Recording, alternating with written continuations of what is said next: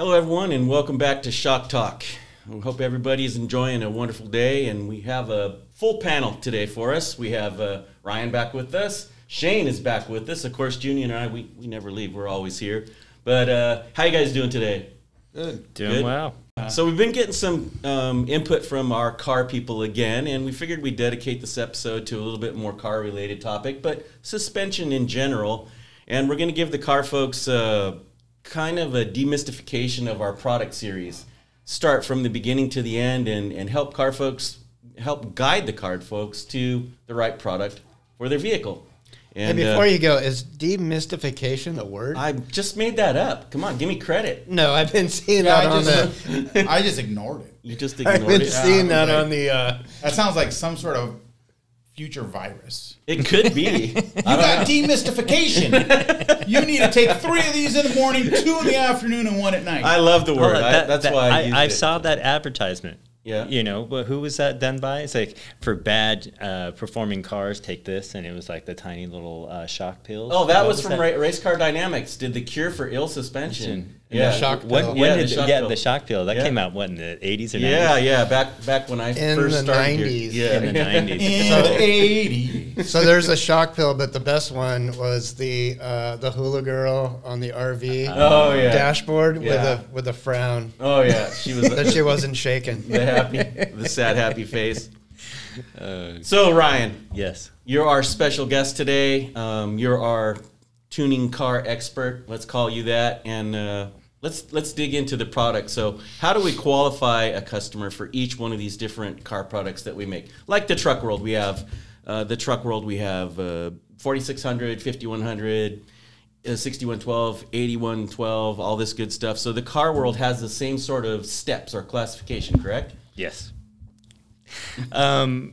Essentially, you know, I thought a lot about this topic before I came on, and realistically, I think to myself that, you know, when you decide whether or not you're going to go with a coilover or you're going to go with the aftermarket spring and strut combination, it's like one of the most adult conversations, or like like mature conversations you can have, because essentially you really got to... I'm in the wrong place. I'm absolutely in the wrong place. We got to keep it above the curb today, right? Right. Well, I thought to myself, it's like when I first started tuning, and I had an EF, right? And I get where you're going now. Yeah, you know, it's like in my mind at that time, there was no way I was going to go with a spring and shock combination. You know, it was going to be a coilover. It was going to be slammed. I was going to be cool, and I was going to be sitting in that parking lot, and you know, with everybody else at that time. Did you have an EF hatch? Yes. Did you track it? I didn't track it. I had 2, you know, and realistically, back then in the early 2000s and late 90s, you know, all I was really focused on at that point was keeping my car from getting stolen. So, that was where I spent most of my time, you know, trying to keep just hold on to my vehicles. So you had a fat alarm system. Yeah. Oh, I had Clifford or Viper or something like that. Everything. You know, it went to the red. You know, you always park. Stealing a Civic wasn't that hard, so you always parked whoever didn't have a Civic behind your car, you know, and then that was the way it is. And then the foot clutch brake, you know, the removable steering wheel, you name it, the pull-out Alpine, exactly. But with all those things you were doing, you know, I really at the time didn't consider, like everybody knew of you know, good springs and stuff like that.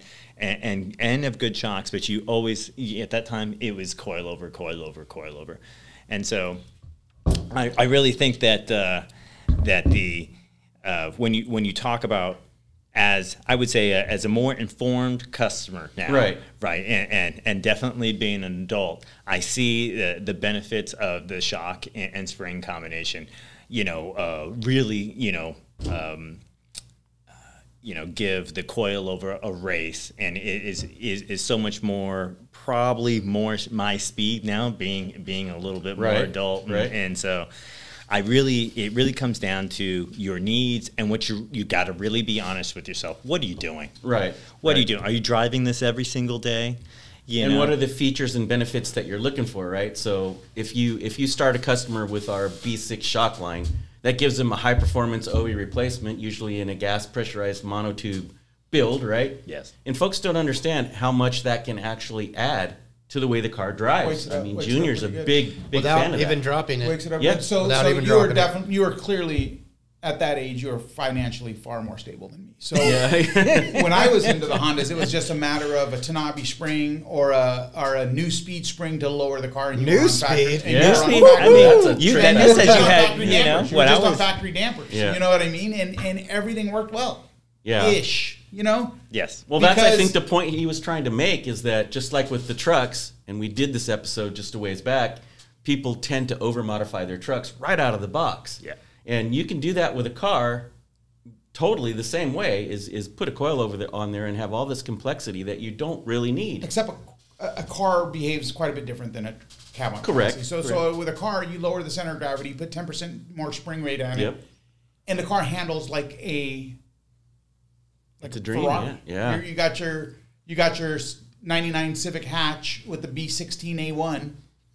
Or I think mine was an A3. I mean, it was bar. It was a Bureau- Y7. US No. was Y7. D16 Y7 was the non-VTEC.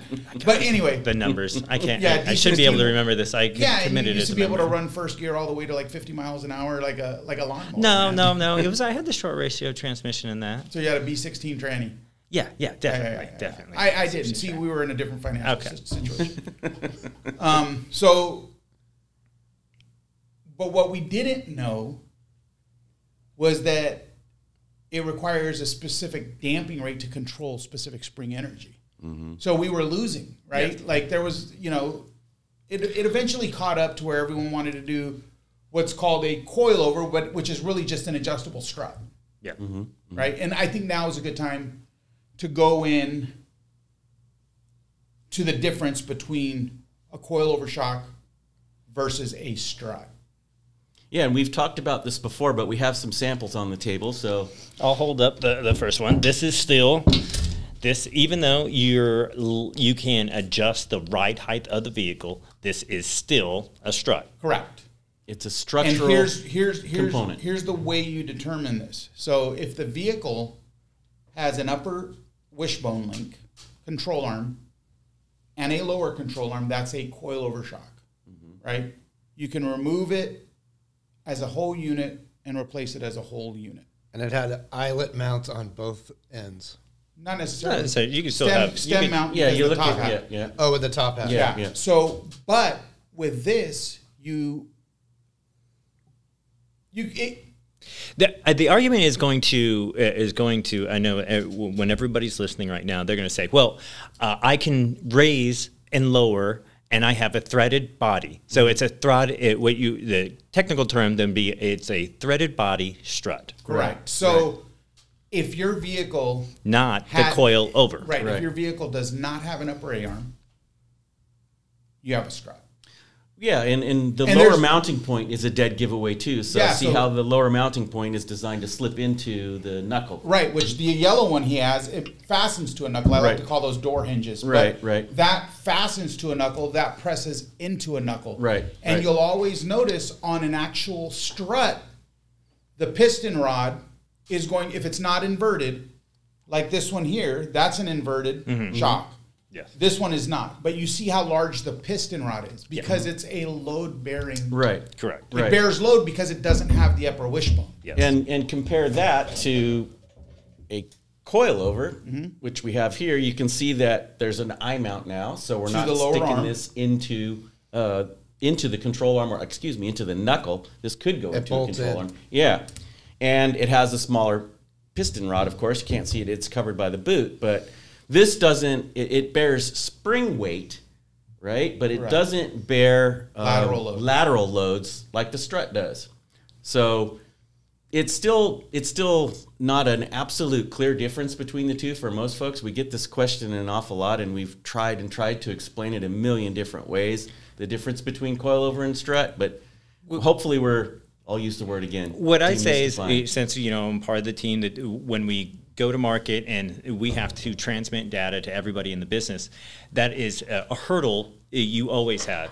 Strut versus shock, right? They're used synonymously, and technically you either get struts or shocks on your vehicle, and you don't really, unless you're going to start cutting into it, you don't get to change that configuration. Right. So that's why it's used in the same term. Right. Right. And so we distribute the data, and we do call out whether it's a strut or a shock.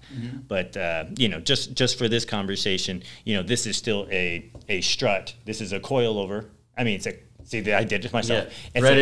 Threaded body strut right. versus a coilover. Or you can use terminology from the off-road world and call it a ride height adjustable strut. Well, people would call this a strut. The market, they do it all the time. Has ruined kind of what, I mean, the market. You go on eBay and you type in coilover for a '93 Acura Integra. Exactly. And you're going to get kits from $1.99 to premium kits for $7,000. Right. You know, you got different manufacturers, different styles, different quality, right? So they've just across the board, if there's adjustability in it, it's just called a coilover. Right. And that's the terminology is measured off how the vehicle is built. Yeah, the suspension is manufactured. And even on the light truck side of things, they have struts. There's a lot of trucks out there that come with struts. Don't have Nissan Pathfinder. Didn't have an A-arm. It was a load-bearing strut in the front. You know, so there's a few of the foreign vehicles, like Asian vehicles, that didn't have a dual wishbone front suspension. It had no upper arm, so it was a load-bearing strut assembly. Yeah. But I think people refer to those as coilovers. It's threaded body. It really doesn't matter what they're referring to, because we all know what they're talking about. But just technically, this is the data you need to know. What they really are talking about is a threaded body, strut, adjustable spring. Well, let's go back to the product itself now. So the yellow one there on the far right. So that's what we call a fixed spring plate. So it's a strut. The spring plate is welded, right? So it's not adjustable. Technically, it's a coilover. It's not threaded body. Well, technically, the coil is over the shock. So, yeah, technically, it's a coilover. But take the spring off. Now it's a strut. Why you don't call it a coilover is because it's not an adjustable spring seat. Correct. And I'm going to tell you, man, like tell us. For anyone that is after reliability mixed with great performance, that's not going to have noise, need for corner balancing, need for, and that's where I was going. That's your ticket. Yeah, and that's where I was going. I think that in my being an adult now, the way I would say, like, I like the B12, whether it be the Sport line or the Pro Kit, where that comes with the iBox spring and our damper, and you just kind of select a static right height. That when I'm driving the vehicle, and that's 90% of what I'm doing is driving, either sitting in traffic, and whether you still go to sit in a parking lot and the rest of that, it'll look good, and it'll handle 90%. Now, what you're saying, are you giving up anything when you go to the track with this? No, because you still have, in say this case, this is a Mustang kit, high performance spring, it's an inverted monotube, and so.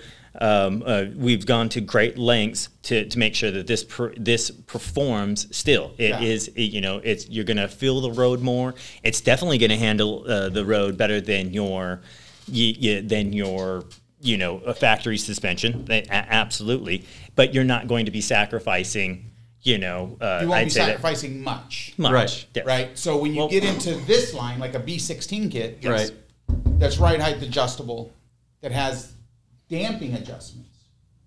This is a kit, if the vehicle's tracked and hardly daily driven, this is probably the route you want to take, right? So if you're, I would say this is where like how someone takes their coffee kind of comes in, comes into effect, right? Let's be honest, and that's where I think people really need to sit back, and it's kind of hard to say what's too sweet and what's too creamy at this point. Yep. And so I would sit there and say, a guy on our own team drives his, 99 Impreza RS STI swapped on a PSS9 kit, right? A 4-corner inverted monotube, set to, in this case, set to the softest level, and it's drivable, you know? They're like, when I say it's drivable, it drives really nice. It's a little bit more firm, but now he has all that adjustment, Right. And so, and you know, I mean, I'll say he'll probably eventually be on the show one of these days. But Matt, you know, drives. He's a spirited driver, enjoys it. You know, takes care of his product. He's creamy. Mm-hmm. Yes, absolutely, very sweet. And he handles, you know, like it's great because we get to take it to shows, dual purpose, you know, in that sense. So it's a great way to, you know, show off the product, but it's not too much for him. For him now. Is he does have a child? Is he throwing the baby in the back of that thing? No, he's not using that. He's got a family car, right? But he still drives that. He still dailies that RS. So is that where the cutoff is? I think there's a lot here. I think now that we're talking about our performance line, we should go into the pros and cons. That's what I was just going to say. So the fixed spring plate, pros and cons. Pros and cons about a B12. Right. Is your springs captured in a pigtailed seat, right? No noise, so, not moving. So no matter how much you unload that, the spring's not going to rotate. Right, not making any noise. When that's a pro, not a con. That's a pro. That's a pro. So if you step into a B14, B16, which our B14 is ride height adjustable, not damping adjustable. Our B16 is both. Yeah. And we have a club sport kit that has independent compression and rebound damping. This one does both. Right. Yes. Right. At a minute level. So when your suspension unloads, you're turning into a corner. Your suspension unloads. This is a flat spring. This is a flat seat. So when you unload, you're going to get that. I guess it's important to talk about that with any with a ride height adjustable system. Yep, I'm gonna try not to say stick to this coil. Yep. You've added complexity to the system. There's daily driving characteristics that are for some are hard to live with. Right. Yes. Right. Whereas if you get a B12 kit, it's kind of the best of both worlds. Like, we're not trying to sell B12 kits here. We'd rather sell these. Yes, I would. However, that certainly is more bling. Right. You know, it screams more performance and everything. But we're a company that's been around for a very long time. You know, so we have created products for everybody through. It's just a matter of how to describe it, right? I see the value in all the product. Right. We just don't want someone to have to do the job twice. Exactly. Right. So if you are an E46 M3 driver, right, and you think you have an E46 M3, you have to do a quote-unquote coilover, something adjustable.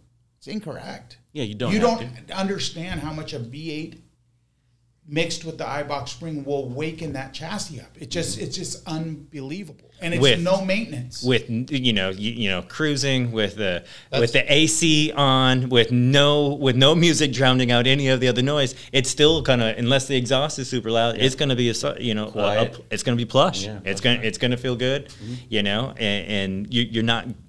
The performance of it, I don't think you're going to regret that decision. Right. Now, if your wallet definitely won't. Yeah. No, certainly. Right. Exactly. And what were you going to say, Shane? You were about to say something.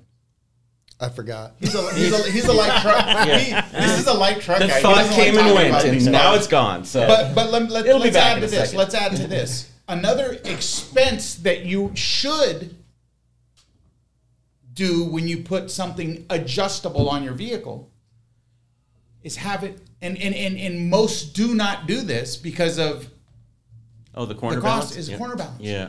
So the corner weights of a... So wait. Before, this is a pro of a coilover, right? It is, because you can corner balance. Corner balance. So... Or is it a con? Because, you should be doing it. It affects your wallet. Let's talk about like an E90M car.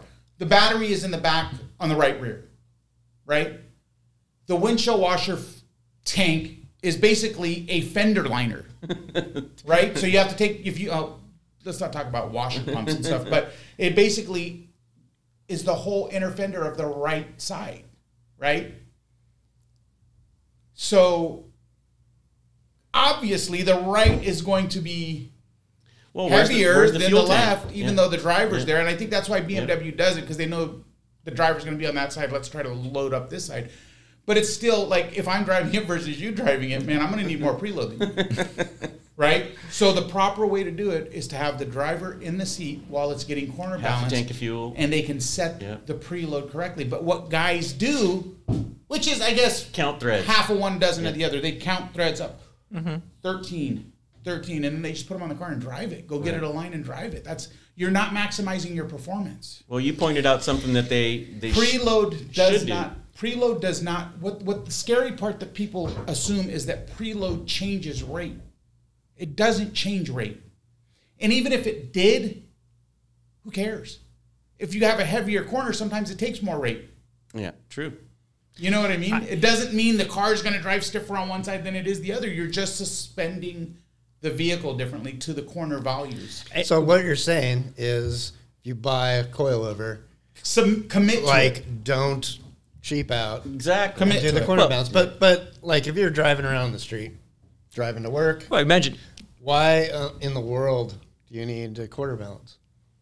Because for the dynamic of the chassis to perform the way it should. Why buy a coilover then? Well, the idea behind that is to get you're corner balancing the car so you can get the traction right, the braking right. All of this is affected by where the weight is at on the car, right? Mm-hmm. So race car drivers corner balance the car so the front brakes work right, the rear brakes work right. When they engage the throttle, the car has traction. The weight's centered on the chassis, right? That's the whole reason why we work with corner balance. But what a lot of people don't understand is even if you get your car corner balanced and it's dead on perfect, the way the shop's got it aligned and everything like that, you turn that collar once, you've just thrown that whole corner balance in the garbage. You got to start over again, realign the car and all that kind of stuff. So for me, ride height adjustability sometimes can be a con because if you want to take that car to the track and you lower it, now you're back at the shop next week getting it realigned and getting the corner balance rechecked. Now, if you kept good notes, kept really good notes about, like Junior said, count 13 threads here. That's where my ideal ride height was when I got the car corner balance. But if you didn't, along with your adjusters as well, right? So off-road guys do this too. They have a logbook.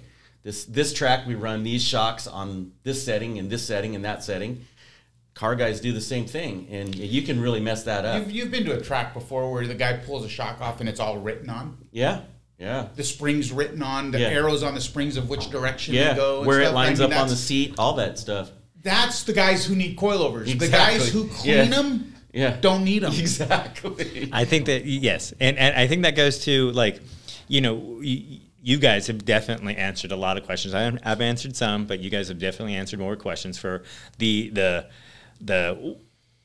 what I would say is some people are just going to buy this so that they can set it and have the really nice blingy, set it and forget ride height adjustable, setup, and never change it. and basically sit in the parking lot. Right. Now the product is going to work for that person as well. Yep. But I think that if you're going to participate with the product a lot more, then that's when we encourage the coilover. It becomes a need because you can do a lot with that. Yeah. It's not just you can just set it and forget it. But if you want to really maximize your participation in whatever in this sport and what you're going to do, then that's going to do it because this is going to be the set it and forget it. Right. Yeah. The set it and forget it is going to handle 85% of consumers' needs. Yeah. And for everybody at home, like this is where I'm at these days. I've twisted those coilovers to the point where you got it.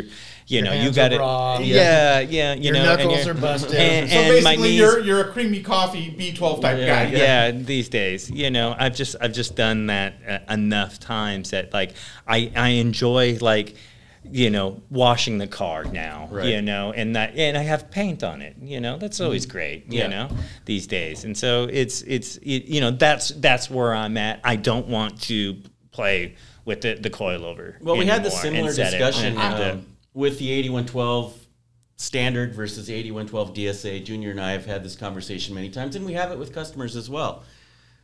The 8112 comes out of the box tuned perfect to work on the vehicle it was built for. Why did we put knobs on it? So that person could further customize the ride to the way they like it. Not everybody is going to agree with where engineering set the car. Same with car stuff. It just gives you that ability to minutely adjust the way the ride feels or the ride height to tweak things just a little bit to make it maybe ride a little bit nicer in your opinion and the stance be just slightly different from your buddy's car so that you're different. Yes. And that's the main reason for any adjustability aside from performance, right? Yeah, a lot of people don't realize the commitment that an adjustable kit it is. You know, so if you're the one that just is one and done, get a B12 kit, exactly. right? Because it's like you said, it's still going to be a trackable car.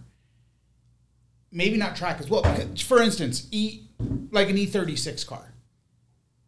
I was working on one years ago. And how many years he ago? didn't have R-shocks on it, but he had a set of good dampers on there. And he's like, I can't get out of this turn. So we simply pulled the tires off. We increased preload on the passenger rear. And it was a different car. You know what I mean? Because preload has such an effect on how the vehicle behaves. You know what I mean? He said prior to the additional preload, it felt like the rear end was just giving up in that right corner. So we put some preload in there, and it took a lot of that anti-squat out of it, right? So when he's accelerating out of a turn hard, the vehicle was flat. It didn't have the same amount of preload on the right rear, but he wasn't having that issue because there was more weight on the passenger rear. That the additional preload, even on a straight launch, it worked. It managed to keep that tire on the ground rather than that tire being unsettled. Yep. Right? So it worked a lot of that anti-squat out of the rear end because the preload's not going to get the coil into bind, but it firmed it up just enough to get that squat out of it. That's something our motorsports folks deal with on a daily basis with race cars on the track. It just minute adjustments make the car handle completely and street different. performance is a little bit different because with a circle track car, you're doing one thing. Yeah. Right. You know what I mean? So adjustments on a street car are way different. Yeah. Yeah, you're doing right turns, left turns. You're lighting your brakes on fire, then you're cooling them down, and then you're lighting them on fire again. It's like all that matters. You know what I mean? Because if you're in your brakes and you get out of your brakes and everything matters at track time. Your quality of calipers they're not, you know what I mean? So here's my question to you then. So if all of you have done like a time attack day, you know, or been there, right? Time attack. So this is what the guy does. What are you going with? How often is he? Not what car? Go to the race? Exactly. You're still saying once a month, once a week. And this is where I mean about the gray area. Yeah. If you're going to do a time attack, maybe once, twice a year. I would go with that. We're adults. We would still go with this. I would squeeze my fat ass into a Mazda Miata with a B12. Yeah. There you go. There you go. There you go. But if you're I think this is real world examples, if right? Your whole life you like your car, and you're trying a time to attack shave those seconds off, and you do it every weekend. Now I'd be looking at that. But it doesn't start and stop here though. Right. This is the whole thing. This is going to make the chassis behave quite a bit better. But then you got. What else is a part of it? You got Heim sway bar links. You have urethane, sway bar bushings. You have But I think we're looking at it from the standpoint, right? At the compare. If you've done those before, you've changed shocks, struts, and springs. Then you're not really going. You're kind of going kind of weird at it. You know. I mean, hey, I have right because the energy is just the energy bushings, right? Were cheaper than easy some of the other components. Yeah. So I was running them Sunday afternoon. I was tired of replacing. Engine mounts, right. So next thing you know, you're putting a bolt through an energy suspension, and tightening it down, and now you can feel everything that's going on in your car. You don't realize what you've just done. And you can feel the engine idle. It's great you brought that up because if you don't track your car, do not use urethane. Do us all a favor. Because everything that is isolated with urethane is going to be far more rigid. It's not isolated. It's far more rigid. Yes. It has more durometer, so it's going to have less give. It's going to keep tires on the ground. But when you start doing motor mounts and stuff, all of that vibration is going to transfer right into that steering shaft. So, but it goes hand in hand, though. Like, if you're going down that route and you've made that commitment and you're buying those parts, then, I would say that if you were, your build, then you're probably not this custom right. at that point. So I'm just trying to give you, some things. Yeah. But if you're running OE style mounts on whatever even if you've done an LS swap, and that's going to throw off the balance of things, let's take that out of the equation. But if you're a factory motor and you haven't stepped up to urethane and that you don't plan on doing that, this could be where you're going to be. Yeah, and that would behave really well with just a urethane sway bar link bushing addition. Yes. Right. Right? But if you're going to get into a sway bar mount urethane, then you're going to get into hind links. Yeah. Match it with what Yes. it's properly matched. Right. Yes. Right. So basically, what you're saying, race car parts. No, Race I car wouldn't use. say Yeah. race car. Yeah, I wouldn't say race car. No, I but, mean, these could be but daily people driven. are drawn to race car parts. No. More frequent They use are. race No, car I parts. just think customers need to be qualified correctly. They need someone putting effort into letting them know what their educated. needs are. Well, they go down educated. to the Cars and Coffee. Yeah. And they see all these cool parts.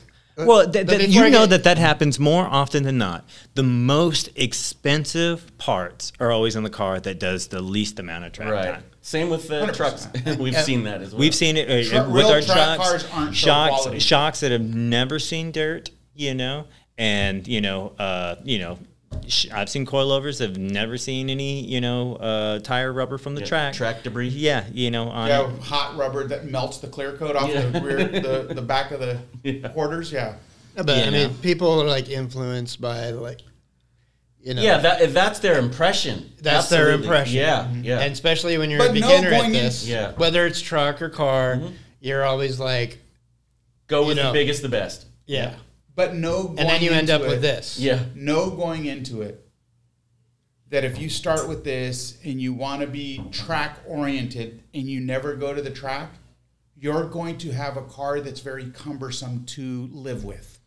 That's good. 2 word points to you. I Yeah. love that. That's great. You know what I mean? Like- That's a. Where- I That's mean, just by itself, you cumbersome. think it's that Cumbersome. cumbersome. It's cumbersome. It's just not comfortable. Well, it's you just get into more. this thing every morning. It's and more you- work. Well, you go from loving to the chassis to dreading going to work in it, Well- right? Because you make it so damn rigid that it just any little insulations in the road just beat you up. You know what I mean? Because there's no give in any of the bushings. Well, nothing are all that we have on urethane. the table is going to do that. But if you start Well, changing mixed other with parts other as well- components, it yes, sure will. Yes. Yeah, mixed with any steering component, anything that If you're kind of taking it to the max. Right. yeah. But I would also point out on that part over there, there's no knobs and Nope. there's no threads. No threads. And So, also, nothing to get messed up, nothing Right. to get dirt, nothing to break, no maintenance. On this part, there's knobs and threads. So immediately I start to see service concerns, right? Long-term service concerns. I don't think concerns more as needs commitment. Something to do. it's a commitment, yeah, right? It's yeah. a commitment to. It's a commitment. This is a And commitment. some people are into You know that. that's coming on and off. Right. Yeah, Right? Yeah. I mean, some people. I mean, I'm that way too. I get something like that. It's brand new. I take it out of the box, and I'm already taking it apart, trying to figure out how everything works and how I can. There's fix also it. some part of that maybe we haven't addressed that we kind of. I'm thinking about this that we always kind of look past, right? Like, a vast majority of people these days don't do the installation of the suspension themselves. They're not doing their own maintenance. Yeah. And See, I find it different. I think COVID made everybody a DIY person, Yeah. and they try to do it themselves, and they mess it up. Right. I don't say. I mean, some. It's a win for what's it say. It has to be. People wouldn't continue to do it if it was a 50-50. So it must be more wins than losses. Right. But I still think that there's a lot of people that don't do it. And so if you're not, that might be another qualifying thing there. The that, like, fidgeter. Yeah. if you don't feel comfortable participating with the suspension, Just coilover stick might with not that. Yeah. might not Yeah. be where you want to. Not saying that if you're willing to learn about it and say or make the adjustments and not only keep it clean and then learn how to corner balance, perhaps you don't need to do the install. But no, like you said, there's going to be more participation with it. Another thing I should bring up is that this is, I mean, for practical purposes, a good explanation would be that's a good 10-year relationship, right, with you and your car. Right. This Boy, is going to be that'd be hard for me to manage. This is going to be like a 3-year relationship before they have to come out and be Service. Yeah. Yeah. service. Threads have to be cleaned up. Blah blah. But Looked also, at depends on how many Right. miles, and we would qualify all those type of things. Also, how this is overkill for most chassis. People that have chassis that are very rigid from the manufacturer, let's say Right. 911 GT3. Right. You don't want to go to that. Yes. Because that's not going to match your chassis Right. dynamic. So when you have an M car or you have an AMG car, don't or go you below have that a 911, standard. you probably have some sort of adjustable damper on there from the manufacturer. So whether it be electronic in this case, because some of our Damptronic kits for the Porsches are the most popular, and then so this is more of a like F chassis BMW or a Volkswagen like GTI late model, all electric, and so like. Yeah, so like we offer that, in this level, and surprisingly, we do have some in the regular, B6. Yep. But like you are correct. I mean, if you bought that performance car, it's not that if we offer a product for it, we're talking about slicing a lemon even thinner, shaving this thing, because.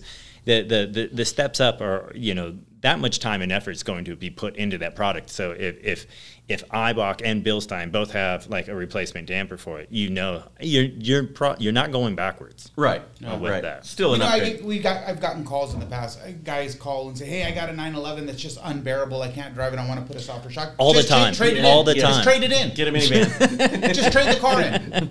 Buy a minivan. That chassis wasn't meant to be a daily commuter. Like trade it in. You're never going to get that, because then now you're going to get a porpoising effect. You try to lighten up the suspension, the spring rates, but now you got this stiff chassis and it's not matched, right? So now you get a porpoising sensation because the suspension's not measured up to the chassis dynamic. So now it becomes kind of dangerous to drive, right? So there's so many different levels. Like you do a thrust arm on an M3, it's the exact same thrust arm that is on a 328i. However, the bushing durometer is different. Right.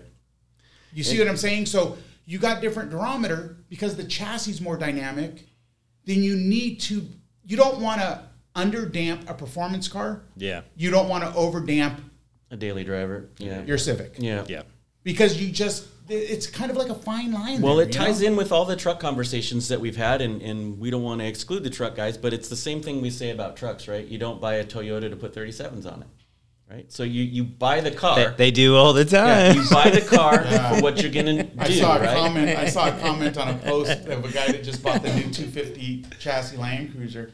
And he says, "Let me know how it goes. If you could put 35s on that stock, that's the direction I'd want to take." Now, I said 37s. But even at a 35, why would you consider doing 35s and not?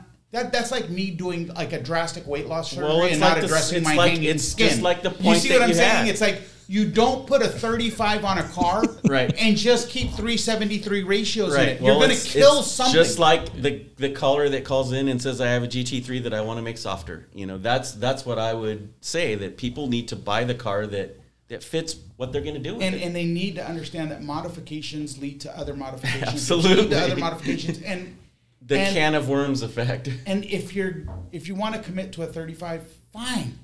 Have that look, have that life. But don't make the vehicle suffer and then talk crap about how the vehicle performs because it didn't come with 35s. You did something it wasn't meant to do. So if you have a 373 ratio and you put 35s on a car that came stock out of the factory with a 31, and now you're complaining that gas mileage, no acceleration, whether it's gas mileage or whether it's downshifting upgrades, like you did that. Yeah, not the car. Yeah. Commit. If you're going to commit. And I wanted to make that connection since we spend a lot of time in the truck world, that the way that we modify cars and trucks is very, very similar. And like Junior said, you commit to a level of modification and you keep pushing that, right? And pretty soon now everything has to be changed. You're changing it. And you're changing out gears. And this is where I was going.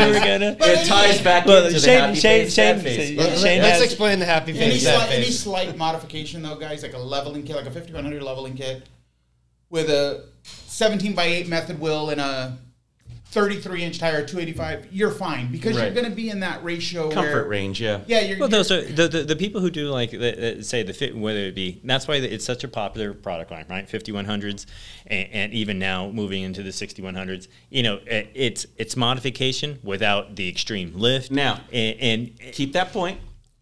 The same parts, for cars. Exactly. So, Right. you know, and that's why if you were to take a look at that, Right. that a slight change in the modification, slight increase, still extremely happy Right. We with call what that your OEM Plus. Do Right. you do that in car world? OEM Yeah. Plus? OEM Plus, yes. OEM Plus, but OEM negative if you're lower? Yeah. Shane, explain to them we used to draw this on our chalkboard, We had the little our hold-up board. cards in you here did. at one time, yeah.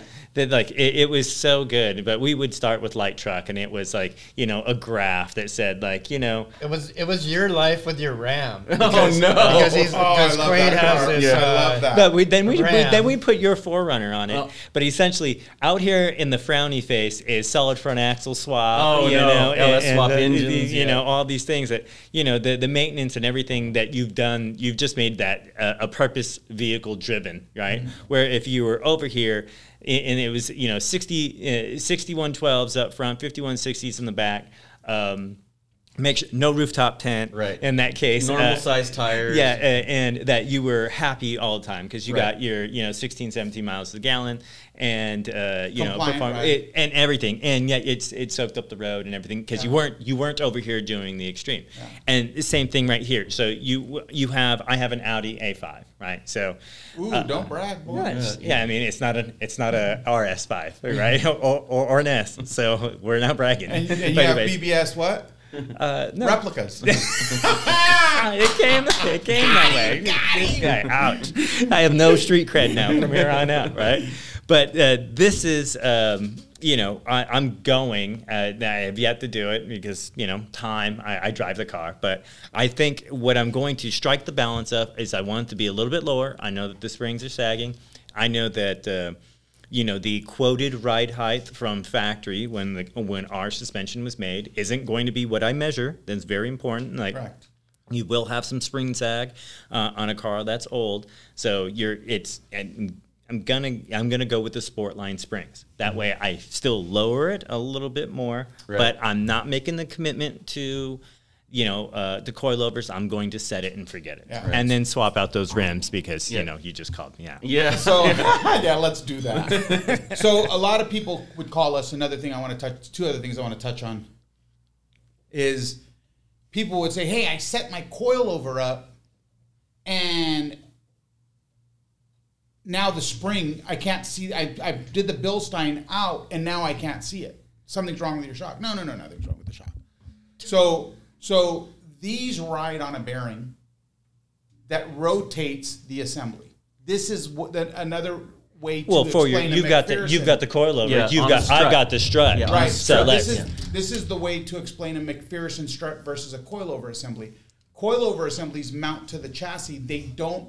Well, so does a McPherson, but the McPherson rides on a strut bearing. They don't steer. Right? So it turns the damper. And this, which is a lot of the reason why you'll find like plastic isolators so the spring can rotate with the damper, right? So that's another thing that you have to be concerned about is when you take a load off the car and you steer the wheel and this bearing's moving, this damper's moving, the spring's not going to always end up in the same location. It's Right. like a center cap. Right. You know, it's just not. So that's good knowledge to have when you're Well, I've called doing a tire rotation and you can't see the BILSTEIN logo. yeah. Yes, exactly. And those are tough conversations to have because 90% of the people aren't going to call in about that.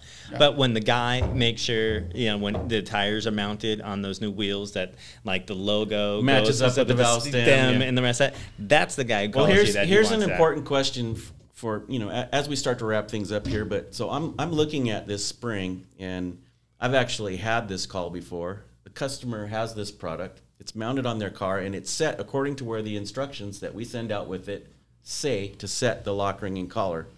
But all of these spring wraps are touching each other. And why are they closer together at the top than they are at the bottom? Progressive, right? And they are supposed to touch each other at ride height because this is what we would call almost like a dual spring rate inside here. So you almost have a tender spring and a main spring built into one spring, which becomes a progressive spring. So another thing about these coilover kits and even some of our regular fixed ride plate kits is that sometimes the spring, as Junior mentioned, might be oriented a little bit differently than it was from the OE. The wraps might be touching each other. There might be things going on. And of course, even set the way the instructions say it to be set, these would all be touching at ride height. And a customer would be like, well, that wasn't the way it was when I took it apart, if they were very observant, right? So those are questions that come up as well when you switch from standard suspension to a high-performance suspension. And or a lot of them will come with a tender spring with a slider here. Right. And then it has a tender spring on top. That tender spring is basically to try to keep this coil from unseating itself. Yeah. And it's basically crushed at full ride height all the time. Exactly. And only open when it's unloaded. Yeah. Right. So I'd like to touch on one last thing, and that is ride quality. Ride quality is a very subjective topic. However, Absolutely. You buy a kit, you buy our 8112 coilover, you buy our B16 kit for your Porsche, your BMW, whatever you want to buy for, and you call us and you say, this kit rides too stiff. Okay. You got to understand, when you commit to either any altering of your ride height, whether it's up or down, you're changing suspension geometry. And the change in suspension geometry alone can firm up your ride. Absolutely. Yep. It's not always the shock, the spring, or whatever you added to it, Just but simply the angles. the change in geometry. The angles. That's why people say, I put this spacer kit with it, which has the stock damper and the stock coilover assembly, and it's stiff now. Yeah. Well, you changed your geometry. Right. But I didn't change the shock. Why is it stiff? Because Change you the motion changed ratio. geometry. Yeah. Yeah. Not necessarily motion ratio. You don't really change motion ratio until you start extending control arms and stuff like that, or sucking them in, however. But what you're changing. But by changing the geometry, you've now changed the angles of certain. Well, yeah, I suspension guess. components. I'd say now- the operating, Yeah, the leverage. Yeah, the normal operating, angles of the suspension. Correct. You've changed it. Altered. Geometry. Right. 100%. So know that when you go in to when you start your modification list on your vehicle and you have your spreadsheet up, understand regardless of what you're going to go up or down, you're going to change the geometry of the vehicle. And there will be some effect. When you get that 18 by 10.5 inch wheel on the front, you're changing scrub ratio. Mm-hmm. That's going to change the steering dynamic. Yep. So it's never just one component that's causing your concern. I think it's a very important topic to bring up, because a lot of people, when you go in to do suspension, they do the wheels, right? Mm-hmm. It's two different things instead of being able to, and Head then it's towards just sad face real fast. instantly goes to the suspension, when realistically it could have been the width or the size or the offset of the tire, no matter whether it'd be going to 30 series or going guys that want the aggressive wheel offsets and the aggressive 18 by 10.5 fronts and 18 by 11s in the rear on an E46, like they don't understand that the scrub ratio changes. Yeah. Right. So now your steering dynamic is heavier. Mm-hmm. You got a heavier steering wheel, and they're like, "Well, this didn't happen until I put your coilover kit on." Well, change tires at the same time. Yeah. You know what I mean? So, and I'm not saying do one mod at a time. I kind of do. Yeah, I mean tires. Theory. It's one of those changes. things. I totally get it. Like, oh, I want this. I feel like I came this far when I make all these modifications. But then, just like any other, hate to say it, science fair project or anything that you're doing, right? The more changes you make, it's very hard to dial back to what actually made those changes. Yeah. Specifically, when you sit there and say, if something developed like, a feel, and that scrub and the rest of this heavy, you're like, oh, did I tighten the bolts down to the shocks? Did I lock my steering or what? And we get those phone calls all the time, and those are, I think, some of the hardest ones to bake out what happened, and then they get frustrated because you're having them list everything that they did in one side. Well, I changed the sway bar end links as well. Well, it wouldn't have anything to do with those. They were just brand new, or tie rod ends, like, oh, I don't have this. In one case, we had someone swap out a lower control arm, right? to some aftermarket one, and you could tell, you know, it wasn't OE, and all of a sudden they get more lift, right? When they put it on the, well, there's, like you said, there's not as much flex in those bushings, so technically the spring's not carrying the same amount of weight anymore, right? And it doesn't have that much give now. It's when you combine all those different things that you got to be aware of it when you're going into it, and so I would, you know, divide and conquer. That's what I tell people. It's small things. I mean, you know how many times people have put cheap drag links on their twin I-beam suspension, and then they wonder why that our steering damper bracket doesn't fit it. Right.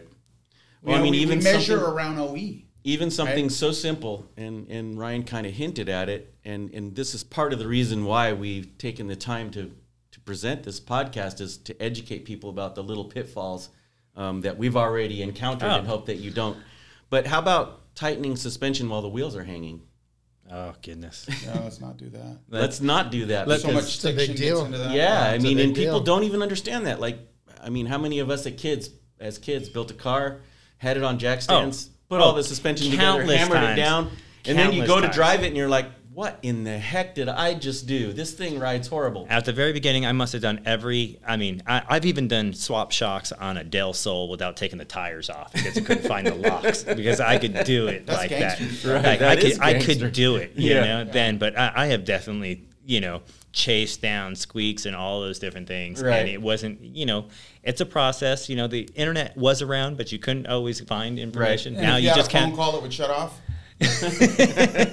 You know, and but you know, it takes time to learn those things. Hopefully somebody picks up a little gem in our conversations here. The idea. Yeah, and another thing to touch on is if you got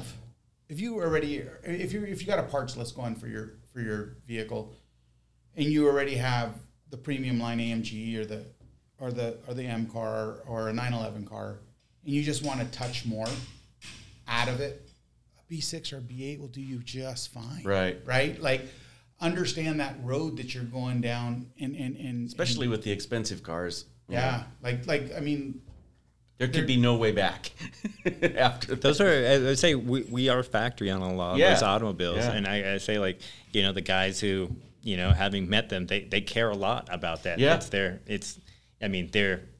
They take pride in which vehicles they're on, you know, and so they put a lot into it. Now, back in the day, we used to, for the concourse refurbishments, me and this guy used to have to deal with a guy sending us dampers back from the 30s, 40s, and 50s. Refurbishing and repainting. They want us to repaint them, put new decals on them, because that's the only way on a concourse refurb that they wouldn't lose And they points. were just, like Ryan was saying, they were so proud that was the shock that came on at OE. They didn't want to alter it in any way. They wanted it put back exactly the way it was built on the day it was built. Pretty much whatever vehicle you're out buying, just trust the manufacturer. You've chosen this vehicle for a reason. Right. Trust the manufacturer. Got everything out of, especially when it's performance oriented. Trust that the manufacturer has squeezed every ounce of performance they can get out of it. Yep. You know, and we come along and offer just a touch more than what they were willing to do. Right. You know? OE plus. There's the term again. With OE product. Yep. Essentially. Yeah, OE this episode took way too long, so we'll touch on the other just replacement dampers on another episode. Yeah. Well, we'll wrap it up for today. Thanks everyone for joining us, including the group here at the table. It's always nice to have Ryan here. Thank you, guys. He's just almost a regular now, so I don't know what we're gonna do. Keep these car topics coming up. Exactly. I'll keep on swinging by. And those of you out there that have questions or comments, please post them below, and we'll address them as we can. And thanks for joining us today on Shock Talk.